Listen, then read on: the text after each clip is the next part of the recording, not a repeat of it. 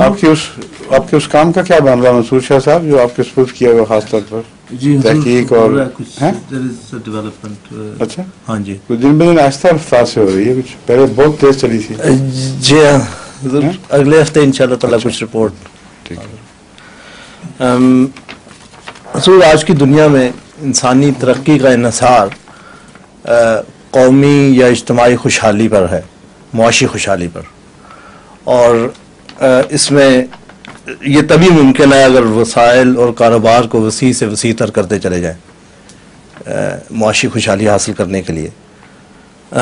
लेकिन कुरान और इस्लाम की रूह से हम किस हद तक कह सकते हैं कि मुआशी खुशहाली कि मुआशी और कारोबारी वसअत जायज़ है, और कहाँ ये इंसानी लालच का दर्जा इख्तियार कर लेती है?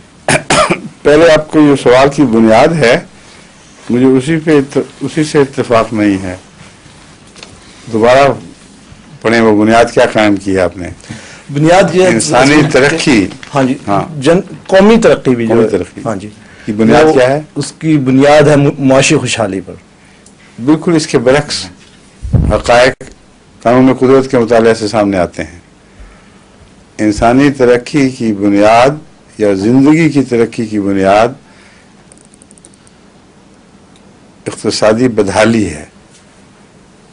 जब भी इक़्तिसादी खुशहाली हुई है उस दौर में जहाँ जानवर किसी एक मकाम पे पहुँचा था तो वहीं खड़ा हो गया, अगला कदम नहीं उठाया उसने।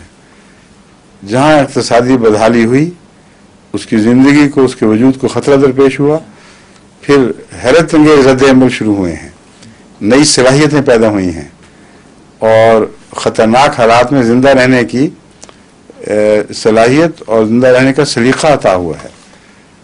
तो हर तरक्की का कदम जो एवोल्यूशन में ज़िंदगी ने आगे बढ़ाया है वो बदहाली से ताल्लुक़ रखता है, खुशहाली से नहीं। और ये जो मज़मून है ये आज भी उसी तरह जारी है। इंसानी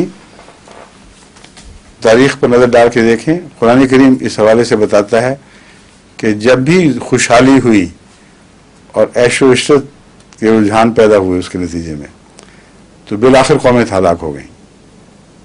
मुतरफ़ीहीम हैं जो फसाद पर आमादा होते हैं, जो खुशहाल लोग हैं वही फसाद किया करते हैं, वही इनकार किया करते हैं। और अल्लाह ताला को मानने वाले, अल्लाह के रसूलों को मानने वाले और उनकी ताउन करने वाले अक्सर बेचारे बदहाली होते हैं। बदल इस्लाम गरीबन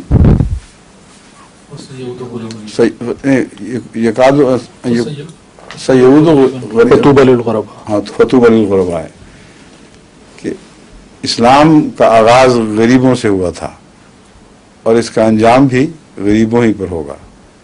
फतूबा लुलगुरबा है, बस खुशखबरी, क्या ही उम्दा बात है।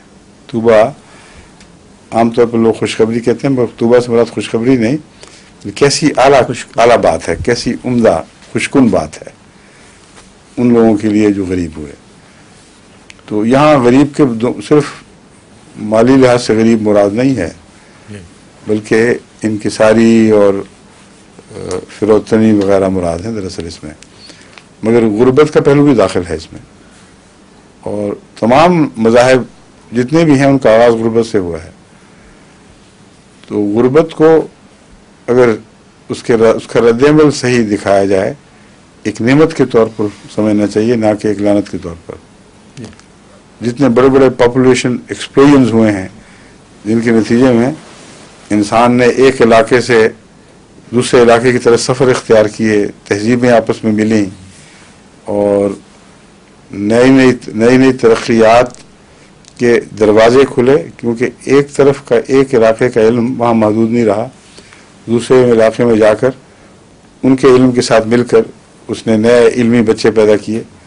ये जो कसरत के साथ कौमों का आपस में मिलाया जाना है, जिस तरह धूप की शिद्दत असर करती है और हवाओं को एक तरफ से मुतहर्रिक करके दूसरी तरफ ले जाती है, और हवाओं का मिलना जुलना हमेशा ज़रूरी है इंसानी बका, ज़िंदगी की बका, उसकी सेहत के लिए।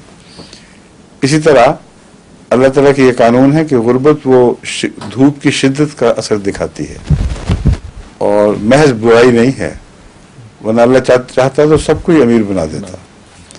एक फैक्टर है जो एक मुहर्रिक बन जाता है जिंदगी के लिए, जब वो स्टेल हो गई हो, अपने हाल पर बगैर वजह की मुतमिन हुई बैठी हो या हरकत की ताकत ना रही हो, उस वक्त गुर्बत की तकलीफें जो हैं ये फिर कौमों को मुतहर्रिक करती हैं।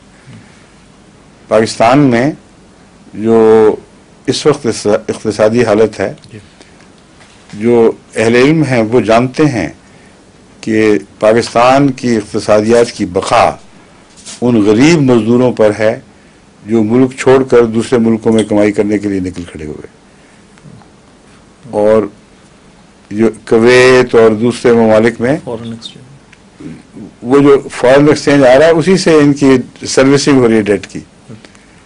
अगर ये फैक्टर निकाल लें तो पाकिस्तान कभी का इक़्तिसादी लिहाज से बैठ चुका होता, और यही गरीब हैं जो कौम की इक़्तिसादियात को संभालने का मूजिब है, सहारा देने का मूजिब है, और जब ये वापस जाते हैं तो सबसे ज़्यादा ज़ालिमाना इनसे सलूक होता है, कस्टम्स वगैरह पर है।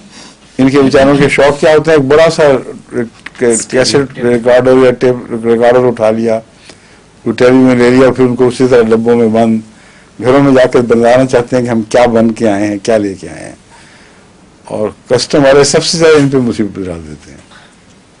कुछ पैसे वसूल करते हैं, कुछ जुर्माने डालते हैं, और जो अमीर कबीर आदमी जो दरअसल इनकी कमाई खा रहे हैं वो ऐशो इशरत के साथ बड़े तनासानी के साथ वहाँ से गुजर जाते हैं। इसलिए हज़रत सल्लल्लाहु अलैहि वसल्लम ने फरमाया है कि गरीबों में तुम्हारा रिज़्क रखा गया है। इस किस्म की हज़ूर हदीस भी है, मुझे याद नहीं आ रही, अलगिना गिना नफ्स से, नफ्स से वो और है। अच्छा।